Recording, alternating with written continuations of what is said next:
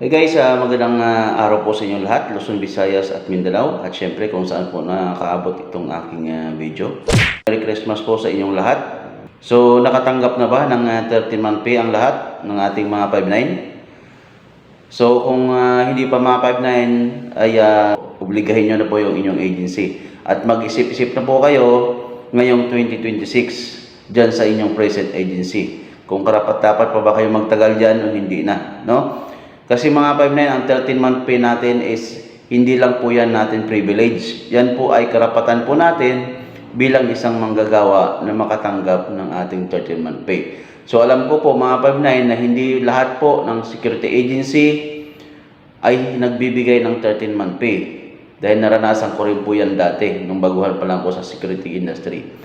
Kawawa po yung mga 5-9 natin na walang 13-month pay. So yan lang po sana ang inaasahan natin pagdating ng December, no? Para kahit paano ay meron tayong pang Noche Buena at siyempre panghanda sa ating mga lamesa pagdating ng bagong taon, di ba? So, yun nga, mga 5-9, kapag ganyan ang inyong agency na hindi nagbibigay ng 13-month pay, nako po, mag-isip-isip na po kayo mga 5-9, okay? Kasi nasa batas po yan na dapat 18 to 22 ang bigayan po ng ating 13-month pay. So, nasa batas po yan na kailangan po ay meron tayo or makatanggap tayo ng 13-month pay. Okay?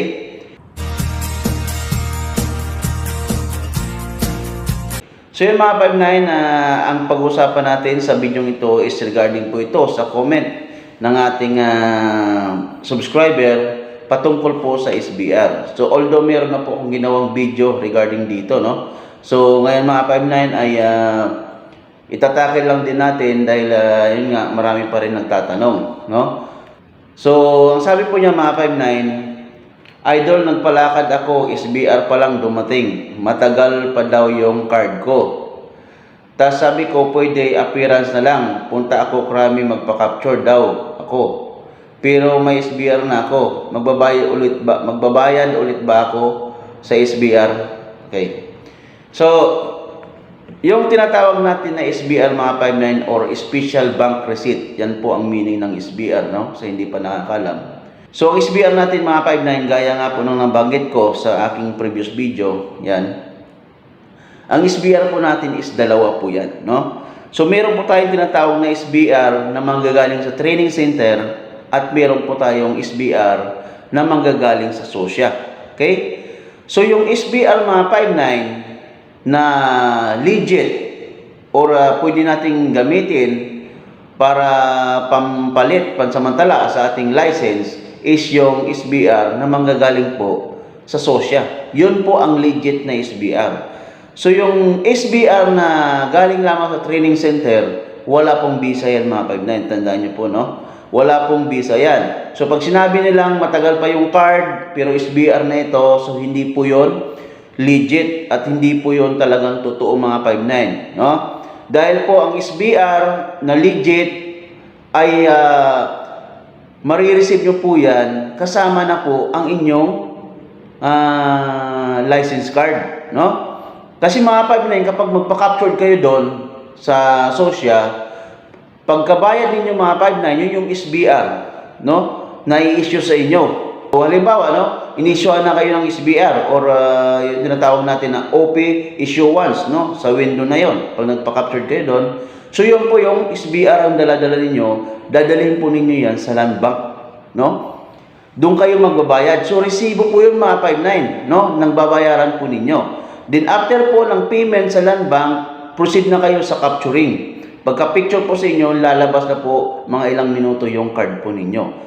So automatic po pag may SBR kayo dapat may card na po kayo, no? Kasi susunod na steps po noon after niyo mag-payment, dala-dala yung SBR ninyo is capturing na or pa-picture na kayo. So lalabas din po ang inyong card, no?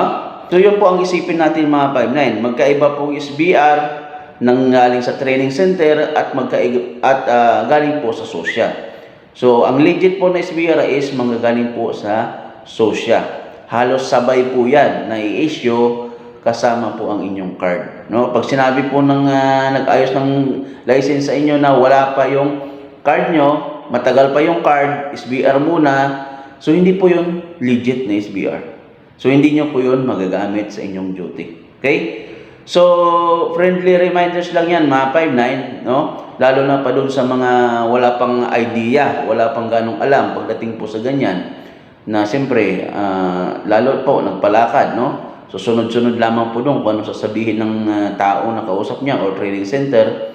So which is wala silang idea kung ano talaga ang nangyayari. So itong video na ito mga 59 ay magsisilbing guide po ninyo para kahit paano ay magkaroon kayo ng idea regarding po dyan. Okay? So yung mga 59, mayroon pong video, kagaya po na sinasabi ko kanina na ginawa dyan regarding po dyan. So ayan, no? So pwede nyo pong bisitahin ang ating channel at tignan nyo po yung mga playlist natin dyan. So makikita po yung mga upload kong mga video dyan. So pwede po kayong mag-search dyan, no? At pwede nyo pong panoorin para kahit paano ay magkaroon kayo ng idea at konting kaalaman. Okay? So yun lamang mga 59, maraming salamat po sa pagsuporta at patuloy na panonood sa aking mga video. At advance Merry Christmas po sa ating lahat. God bless us all.